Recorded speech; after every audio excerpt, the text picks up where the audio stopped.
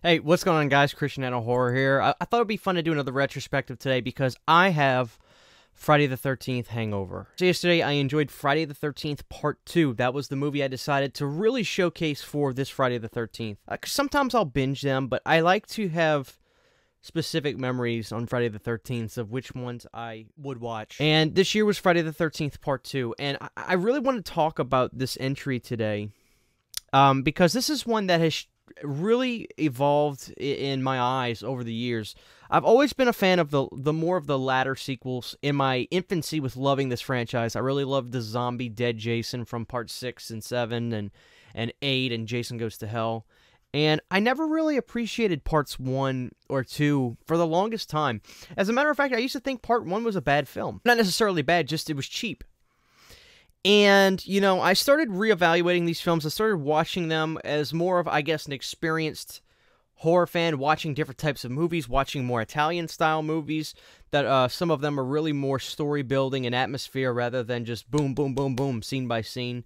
And because of that, the experience I got, I started to be able to, I guess, appreciate movies in a different tone and appreciate movies in a different light. And I really reevaluated the first film maybe about a year and a half ago, and I realized how much I love the first Friday the 13th and how much I adore it. I think it's one of the best horror movies of the decade. I really do. I think the first Friday the 13th is awesome.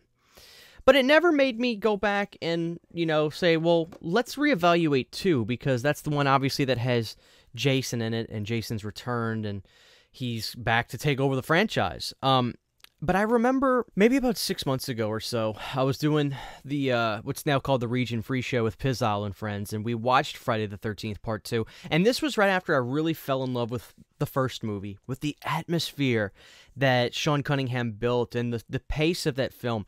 It's not necessarily, I don't like to call it slow, but it's methodical, and you really just feel the uneasiness once everybody's in this cabin and they understand that things are starting to happen. There's a scene where Alice is in the cabin and she's just kind of cooking breakfast or she's making tea or something, and you just sit there and watch it and you just know, like, something bad is going on out there. And I miss that kind of style in horror movies. I think it's lacking big time today, especially in the bigger studios.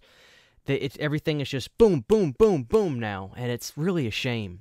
We watched Friday the 13th Part 2, and I was like, wow. I feel like Friday the 13th Part 2 is the only other film that really captures the essence and the style and the feel of the first film. Now, I love every Friday the 13th, and each one is individualistic and has its own temperament and feel and look.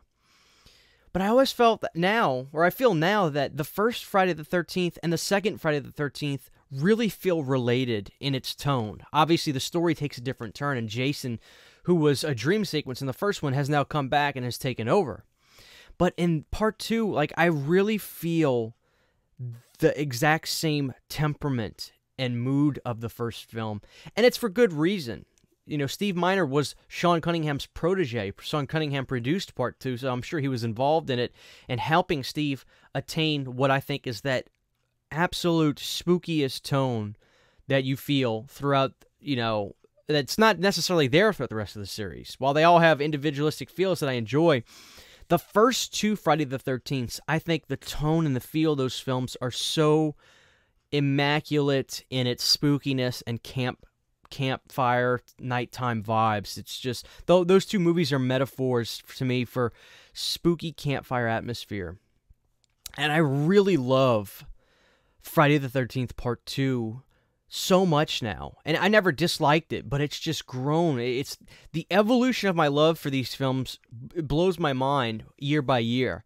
I start to reappreciate films. I see films in a different light, and Part 2 is no different. I've really grown to love Part 2.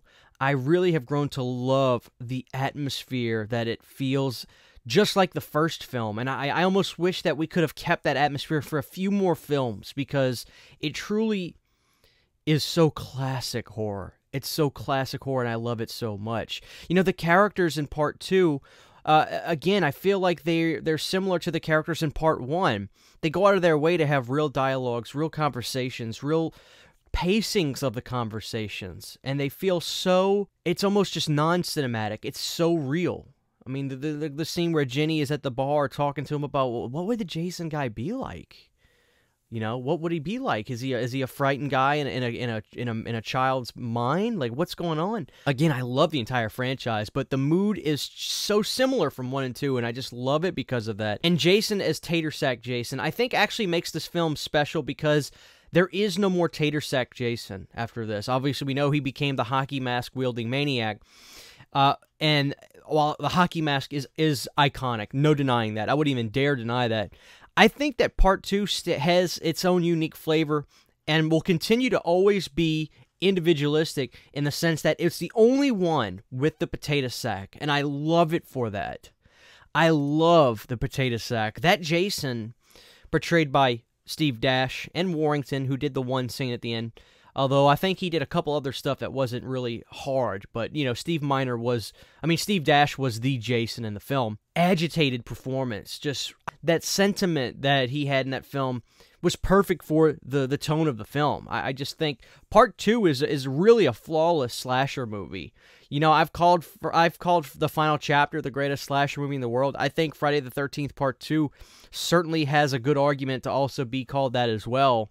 And if somebody told me that, I really wouldn't argue it. I mean, I really wouldn't have to say you're wrong. I could clearly see somebody saying Friday the 13th Part 2 is the greatest slasher movie ever made. I really wouldn't argue it. It's really, really amazing. I urge you guys to do Parts 1 and 2 back-to-back soon again. And tell me that you don't feel the exact same atmosphere between those two films. And it makes sense because of Steve Miner being Sean Cunningham's protege. But I love the fact that those two feel like brother and sister. They feel so connected and so together in the tone and the atmosphere, and I love that. I love the lineage of this franchise. I think there's no other franchise like Friday the 13th, and I think it's probably the most popular franchise in the world for a reason. It's amazing. So I love Friday the 13th Part 2, and I'm so glad that, you know, every time I watch these films, I get new feelings about them. It blows my mind that I can continually watch these movies and just not get tired of them.